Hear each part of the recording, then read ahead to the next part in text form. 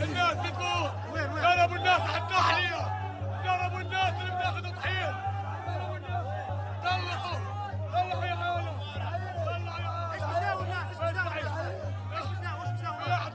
كنا في ميدان التحرير بستنى في المساعدات.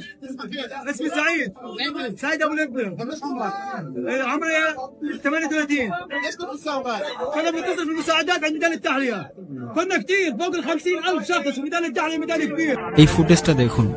Israel aid দেওয়ার নামে আবারও 80 জন লোককে মেরে দেয়। আমি আর প্রতিদিন কি বলবো, একই কথা বারবার বলতে হয়। আপনারা তাদের মুখ থেকেই শুনুন। এক পিতা বলে, গতকাল আমার সন্তান সকাল 6টায় এইড নেওয়ার জন্য বের হয় আর সকাল 9টায় বাড়ি ফিরে আসে, আর খালি হাতে বাড়ি ফিরে আসে। কোনো এইড নয়, কিছু নয়, নাথিং, খালি হাত।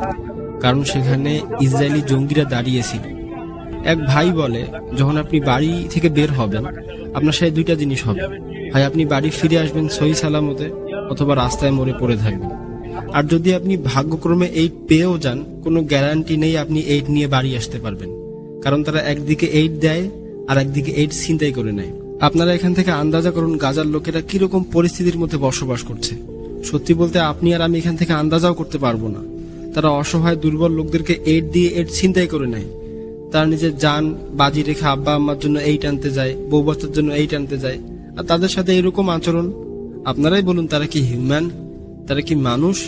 তাদের মধ্যে অনুপরিমাণ ইনসানিয়াত বাকি নেই। এই চাচার মুখ থেকে আপনি শুনুন। এই চাচা বলে, মাঝে মধ্যে আমি এইড নিতে যাই, কিন্তু কোনো লাভ হয় না, এক বস্তা আটাও জোগাড় করতে পারি না। ছিনতাইকারীরা ছুরি আর অস্ত্র নিয়ে আসে। কোনো মানুষ কষ্ট করে আটার বস্তা কাঁধে করে নিয়ে যায়, তো পিছন থেকে এসে ছুরি মেরে আটার বস্তা ছিনতাই করে নিয়ে যায়। এমন কে করে ভাই? ক্ষুধার্ত লোকের কাছ থেকে খাবার কে কেড়ে নেয়? মানুষ তো জানোয়ারের সাথে এমন আচরণ করে না। গাজার হেলথ মিনিস্ট্রি বলেছে, এইড দেওয়ার নামে এখন পর্যন্ত 300 জন লোককে মেরে দিয়েছে তারা, আর হাজার হাজার মানুষ গানশট ইনজুরি।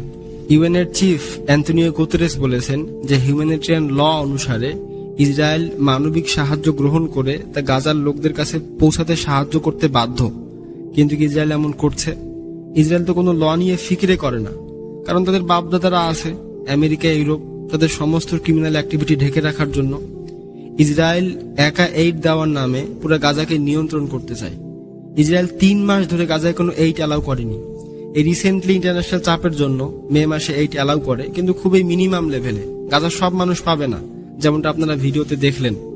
এখানে আরো একটা কথা বলে রাখি, ইসরায়েল এখানে একা এইড দিচ্ছে, কারণ UN and other aid groups ইসরায়েলের সাথে এইড দিতে রাজি হয়নি। আর তারা কারণ হিসেবে বলেছে, ইসরায়েল নিরপেক্ষভাবে এইড দিবে না, তাই আমরা তার সাথে কাজ করব না, তার সাথে আমাদের নামও খারাপ হবে। একটা সিঙ্গেল এইড গ্রুপও তাদের সাথে এইড দিতে রাজি হয়নি। বরং ইউএনের কর্মকর্তারা বলেছেন, এটা হচ্ছে ইঞ্জিনিয়ার্ড স্কারসিটি, ইয়ানি সহজ করে বললে এইড দেওয়ার নামে গাজার লোকদের উপর নিয়ন্ত্রণের একটা ভয়ঙ্কর কৌশল। আর মনে রাখুন, ইসরায়েল কখনোই গাজার লোকদেরকে এইড দিতে চায় না, তারা তো তাদেরকে খতম করে দিতে চায়। তাদের মন্ত্রীর লোক বলে, স্মোত্রিচ বলে, যে 20 লক্ষ গাজাবাসীকে অনাহারে রাখা, না খাইয়ে রাখা এটা ন্যায্য। তাদের মন্ত্রীর লোক বেন গাভির গাজায় এইড অ্যান্ড ফুড ডিপোসে বম্বিং করতে চায়। আপনারা সবাই তাদের বিরুদ্ধে আওয়াজ তুলুন, পুরা দুনিয়াবাসী আওয়াজ তুলতেছে। আপনাদের কাছে সোশ্যাল মিডিয়া আছে, প্রচার করুন তাদের বর্বরতা, হিউম্যানিটিকে বাঁচান। আর একটা রিকোয়েস্ট করব, ভিডিওটা শেয়ার করুন প্লিজ, ভিডিওটা শেয়ার করুন।